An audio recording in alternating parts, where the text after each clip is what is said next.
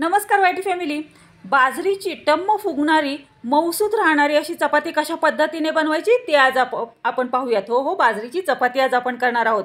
बाजरीची चपाती करण्यासाठी गॅस सुरू करायचा, त्यामध्ये पातेलं ठेवायचं, त्यामध्ये पाणी घालायचं। पाणी उकळलं की तेल, मीठ, बाजरीचं पीठ चांगलं असं चमच्याने घोटून घ्यायचं। नंतर त्याच्यावरती झाकण ठेवायचं। आता गॅस बंद करायचा। एक 5 मिनिटं ते पीठ मुरून द्यायचं आहे ती उकड। नंतर ही उकड एका प्लेटमध्ये काढून अशा पद्धतीने हे पीठ बाजरीचं मळून घ्यायचं। पिठीसाठी बाजरीचं पीठ घ्यायचं आहे।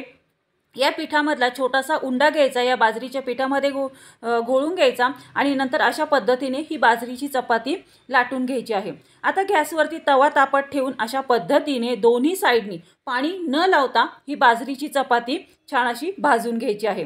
ही बाजरीची चपाती भाजल्याच्या नंतर त्याला तूप लावायचे आहे। तर पहा, अशा पद्धतीने आपली ही टम्म फुगलेली बाजरीची मऊसूत अशी चपाती तयार होते।